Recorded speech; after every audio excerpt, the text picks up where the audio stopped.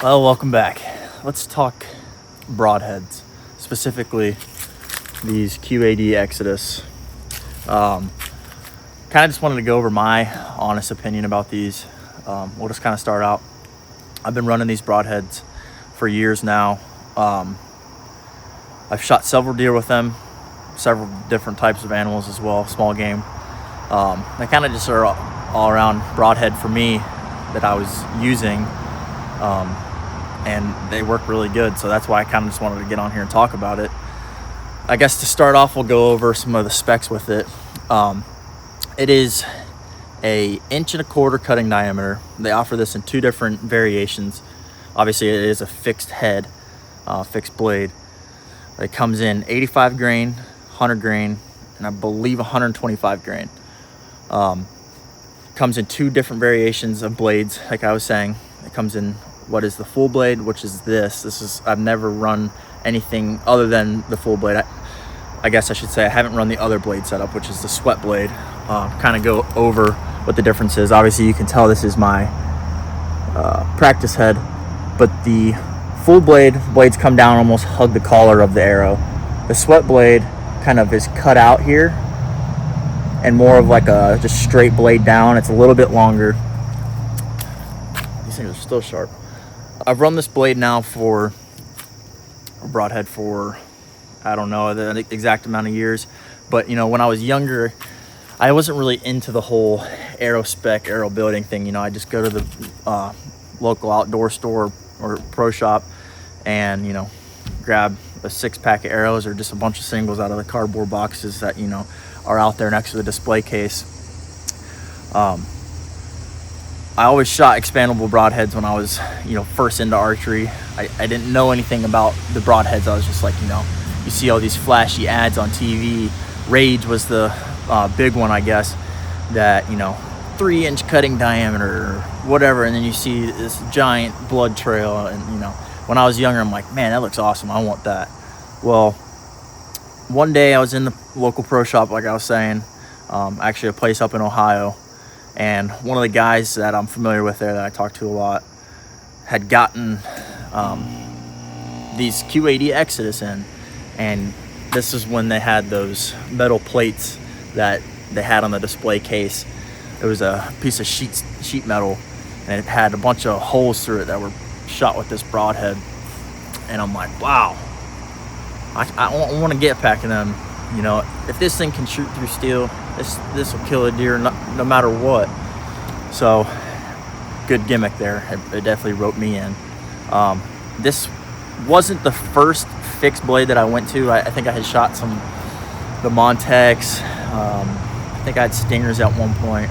Anyways, not to get off track, but this broadhead, once I had bought it, I had taken it out, I think it was that weekend, and I was super excited to shoot it.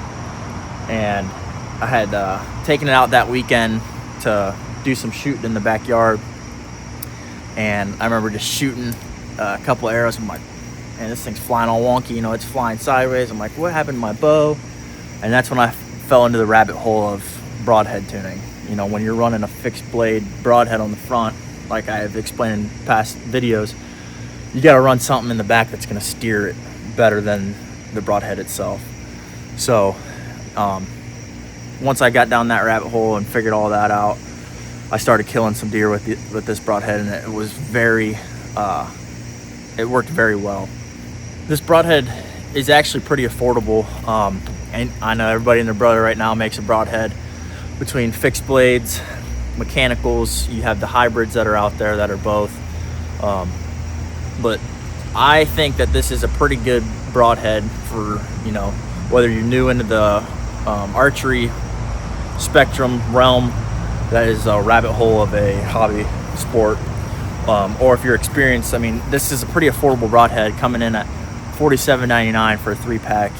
It's kind of hard to find a pack of broadheads that is actually under $50.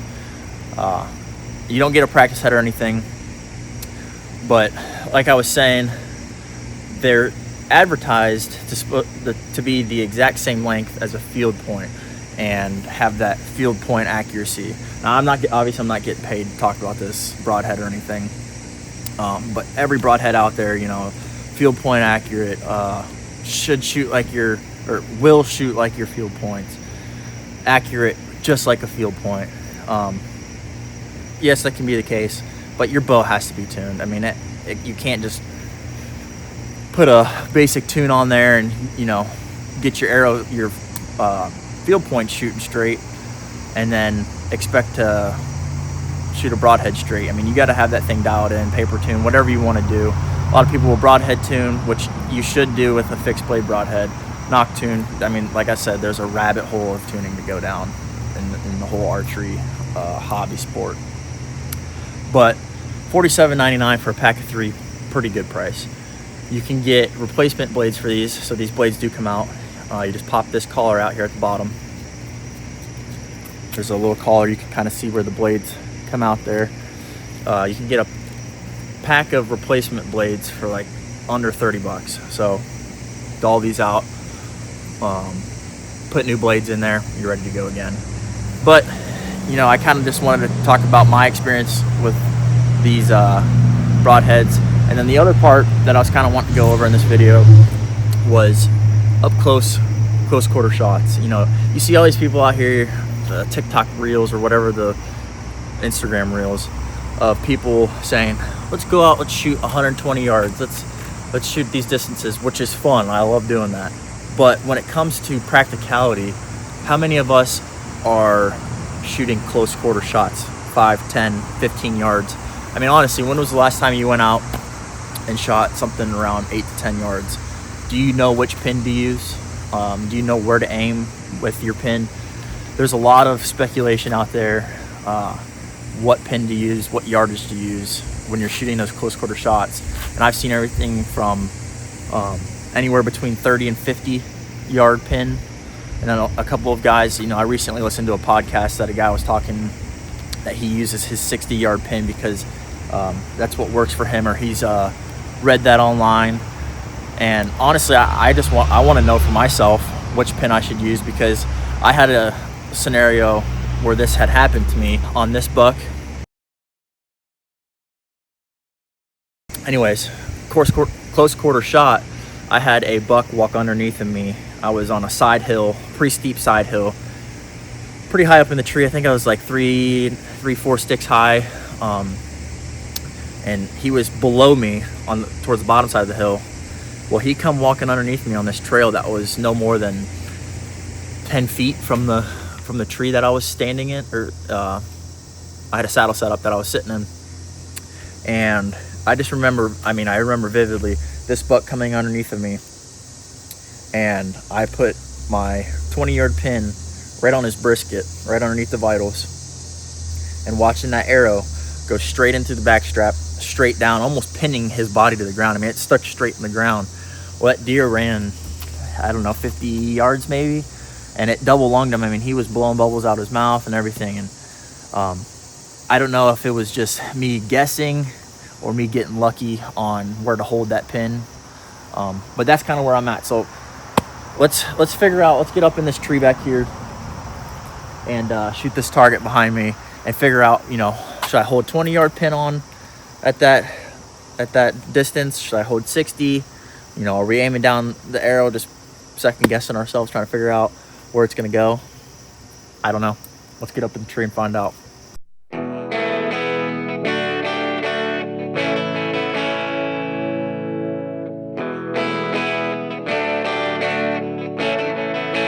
Alright, after a long and sweaty climb, we're up here.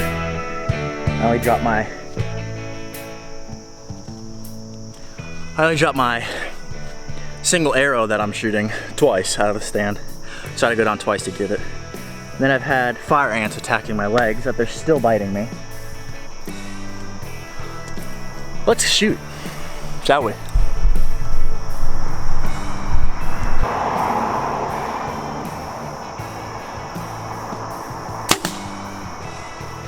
Well, that obviously didn't work. 60 yards, shot, what, a foot high? Probably about a foot. Absolutely destroyed the broadhead. But hey, that's why it's a practice tip. So let's dial it back, okay, just a little back. to where I shot my deer when it was straight below me. I believe I had it about 20 yards and I shot just a little low. Let's try that. Like I said, this is all preference. I mean, this might not work for other people, but the best way you can figure this out is get up and do it yourself. I mean, yeah, it might take a little while, but put the work in, because if a deer walks under your stand and it's a giant and you've never shot that distance, you'd be like, oh crap, what should I do? I'm trying to show you what to do.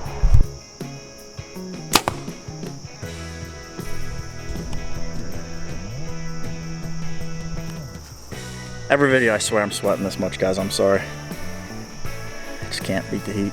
But that was 20 yards. I held straight on the dot. Center dot a little low, maybe an inch low. And it hit just at the top of the dot. And I would say that's at, I don't have my rangefinder with me,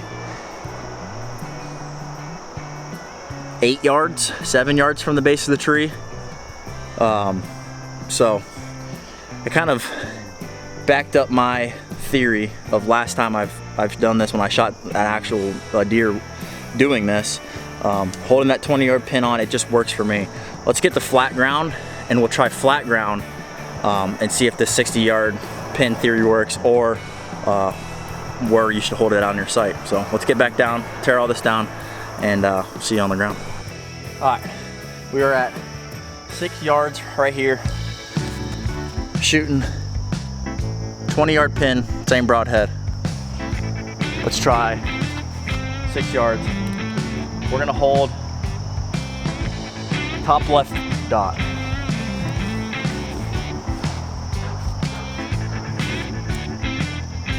Make it more realistic.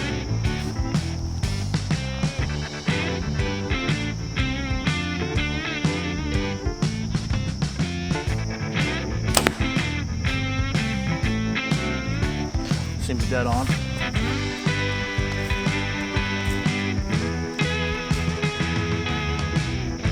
Yeah, dead center.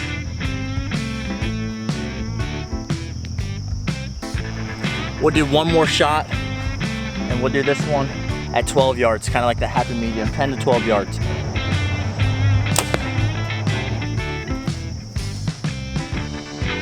Man, this broadhead got chewed up. Look at this. Check this out.